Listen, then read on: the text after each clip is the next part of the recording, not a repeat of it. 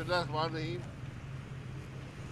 ये नैब महल 4 साल से आप सब हज़रात से मुलाकात हो रही है और आज भी ये नैब का केस जो नाम नयाद केस है चल रहे हैं। ये चौथा साल मुकम्मल हुआ है, 5वां साल जारी है इस केस का। कोई नई बात नहीं है।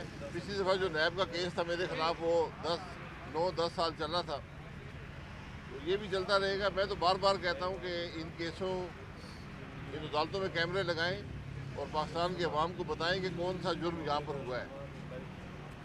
मुझे अभी यहाँ अदालत में 3 रिटायर्ड अफसरान मिले जिन्होंने उनको मैं जानता हूँ, बड़ी ईमानदारी से 35 साल सर्विस की है पाकिस्तान की, और वो 14 साल से इन नैब की अदालतों में है। 14 साल। और उनका जुर्म क्या है कि वो एक मीटिंग में शरीक हुए थे।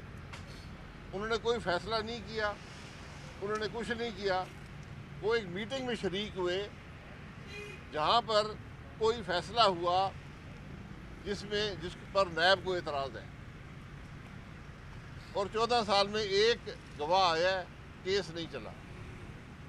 ये है पाकिस्तान के इंसाफ का निज़ाम, ये है नैब।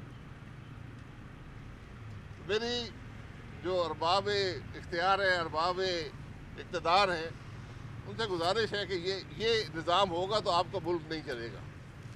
ज़रा अगर इन अदालतों में देखें कि होता क्या है। तो जब आज के अफसरान इन 3 अफसरान की हालत देखते हैं जो 14 साल से एक मीटिंग अटेंड करने पर नैब की अदालतों में खड़े हैं, तो क्या आपका मुल्क चलेगा? क्या ये बातें सुप्रीम कोर्ट के साबका जज जावेद इकबाल को पता नहीं थी जो ये जैली केस बनाता रहा? क्या आज के नैब चेयरमैन को इन बातों का पता नहीं है कि लोगों की ज़िंदगी तबाह हो रही हैं? 14 साल मामूली अरसा नहीं होता। जब ये यहाँ से 14 या 15 या 20 साल बाद बरी होंगे तो आप सब कहेंगे जी इंसाफ मिल गया। इस नाइंसाफ़ी का हिसाब कौन देगा? आज इस मुल्क में जो जुल्म हो रहा है, जो नाइंसाफ़ी है, इसका हिसाब कौन देगा?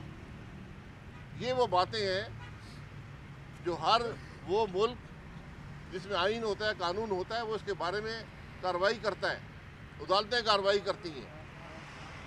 आज हमारा सुप्रीम कोर्ट रातों को खुलता है और फैसले करता है, लेकिन क्या इनको इन लोगों का एहसास नहीं है जो 15-15, 14-14, 20-20 साल से नैब की अदालतों में पड़े हुए हैं? क्या ये इंसाफ का निज़ाम है?